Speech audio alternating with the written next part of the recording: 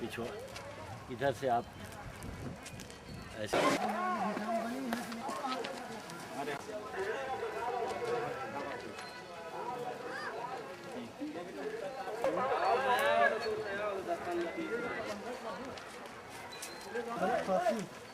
सौ साल पुराना किला है ये।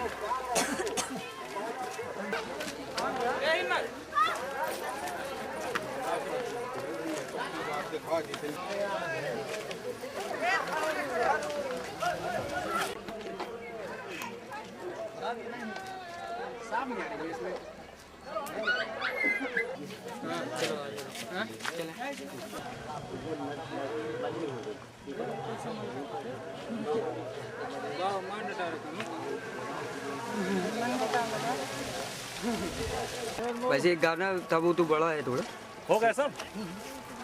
ये भी बहुत इम्पोर्टेंट बाबरी है इसकी इतिहास में। क्या नाम है? अर्चना शुक्ला।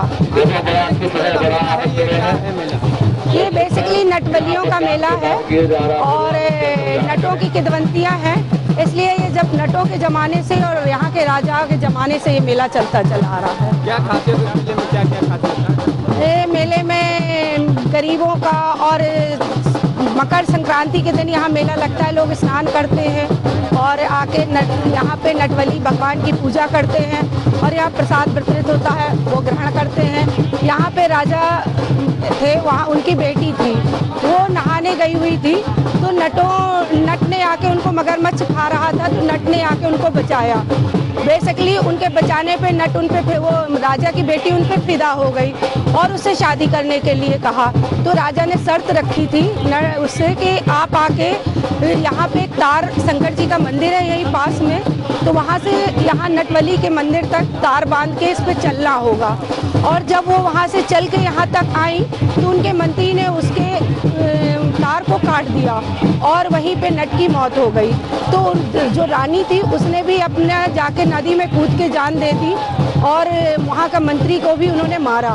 तो तब से ये यहाँ प्रसिद्ध है कि नटों का मेला लगता है और आज तक चला आ रहा है।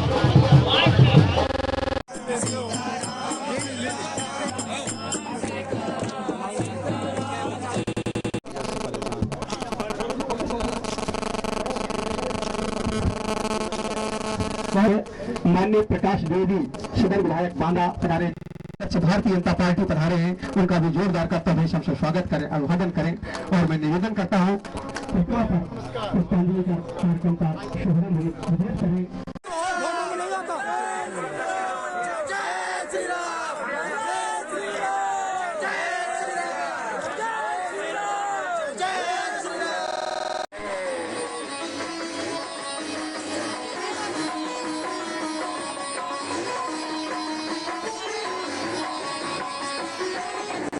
नाम शोभाराम कश्यप है, शहर बांदा का हूँ। कश्यप जी, किस तरह का मेला है? मेले में क्या क्या ये मशहूर है? ये मेला नटबली के नाम से जाना जाता है। यद्यपि ये लाखों साल से, हजारों साल से हिंदुस्तान में जलाशय के किनारे मकर संक्रांति के मेले लगते रहे हैं।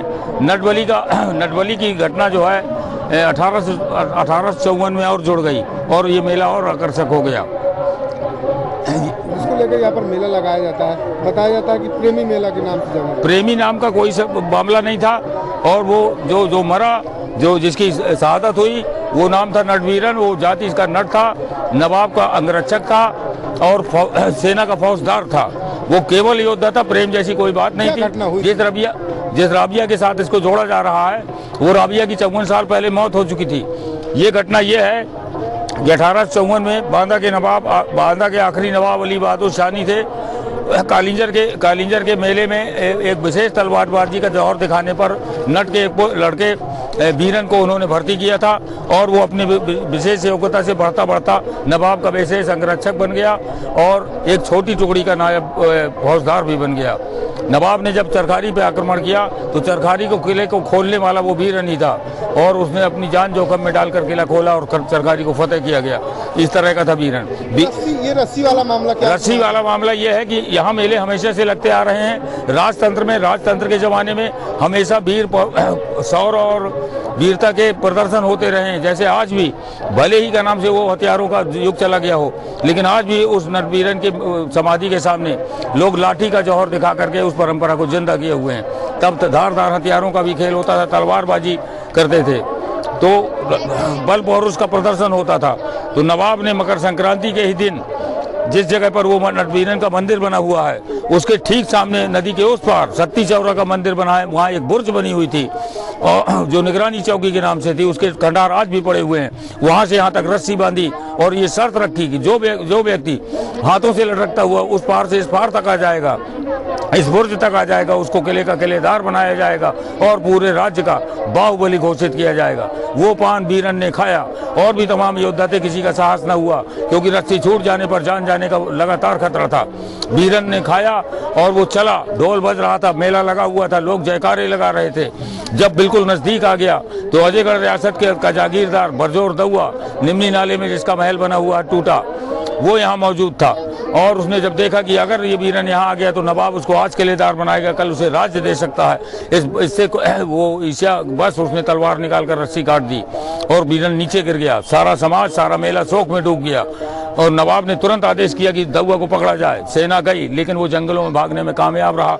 दउआ की गड़ी नवाब ने लुटवा ली और तोपों से मिसमार करा दी। दउआ भागने में कामयाब रहा। लौट के नवाब ने कहा कि वीरन ने जो काम आज तक अपने हाथ में लिया उसे कामयाबी तक पहुंचाया है। बेशक वीरन सिद्ध पुरुष था और मेरी कम इंतजामी से उसकी मौत हुई है, इसलिए मैं उसको का नाम से सिद्ध पुरुष घोषित करता हूँ और शहीदों का दर्जा देता हूँ। और यहाँ तत्काल उसकी समाधि बनाई जाए। सबसे पहला माला नवाब ने पहनाया, फिर सारे पदाधिकारियों ने, फिर जनता ने, और वो परंपरा आज तक चली आ रही। मेले में आए हुए लोग पूरी आस्था के साथ अपने कार्य की सिद्धि के लिए उस सिद्ध पुरुष की में माला पहनाते हैं। उसका संबंध उस सिद्धि से है, न कि प्रेम जैसी कोई कहानी है।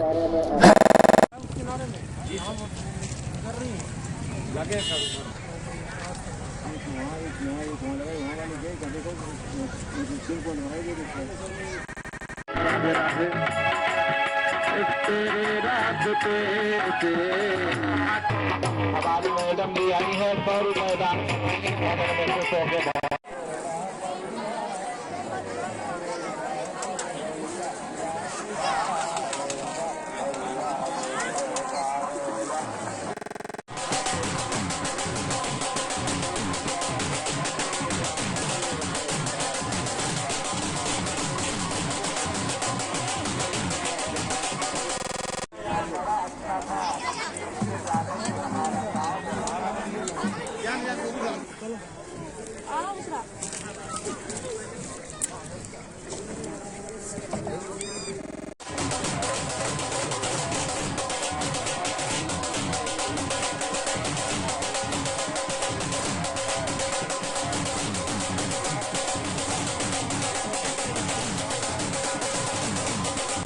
पुरानी बात है। ये जो नट बाबा का मेला लग रहा है, बहुत पुरानी बात है। ये राजा से और नट बाबा से ये बात हुई कि हमें अगर यहाँ पार हो जाओगे तो तुम्हें राजपाट और ये लड़की ब्याह दी जाएगी। इसके साथ धोखा हुआ है, इसको मतलब वो नहीं मिला और उसकी रस्सी काट दी गई, तो ये अपना वहीं पर शहीद हो गए।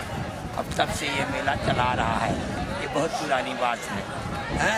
और ये को देखा है, इसको देखा नहीं है, सुनी हुई बात हम भी बता रहे हैं, है ना।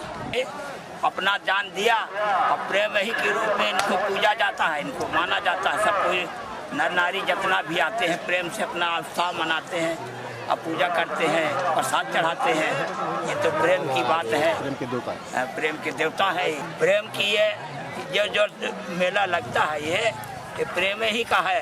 और प्रेम से सब कोई नर नारी आते हैं, शहर से बड़े दूर दूर से आते हैं और यहाँ आकर के अपना मुरादें पूरी करते हैं। सबकी मनोकामना पूरी होती है। हाँ, ऐसा नहीं है।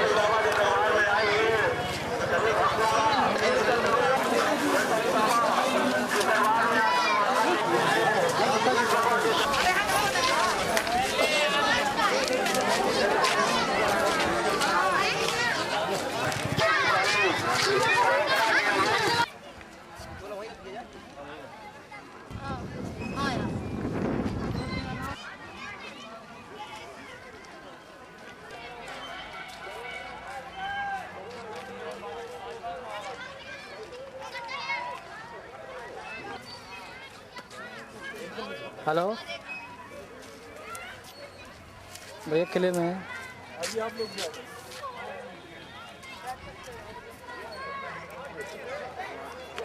मेला लगा हुआ है, क्या व्यवस्थाएं की गई, कैसी गाइडलाइन है? ये मकर संक्रांति के उपलक्ष्य में एक प्रसिद्ध जो है परंपरागत रूप से नटबली का मेला यहाँ पर होता है हर साल, और काफ़ी यहाँ भीड़ भाड़ होती है। क्योंकि इस मेले में जो है जो जाने का रास्ता है वो रेलवे ट्रैक होकर के लोग क्रॉस करते हैं, इसलिए हमने रेलवे ट्रैक पर जो है काफ़ी फोर्स का डिप्लॉयमेंट कर रखा है। इसके अलावा हमने मेला कंट्रोल रूम भी यहाँ बना रखा है, वहाँ पर जो है उसकी फोर्स का डिप्लॉयमेंट है। घाटों पर लोग स्नान करते हैं, घाटों पर भी हमने सुरक्षा प्रबंध किया हुआ है। वहाँ पर जो है प्राइवेट गोताखोर नाव के साथ लगा रखे हैं ताकि वहाँ किसी प्रकार की दुर्घटना न हो।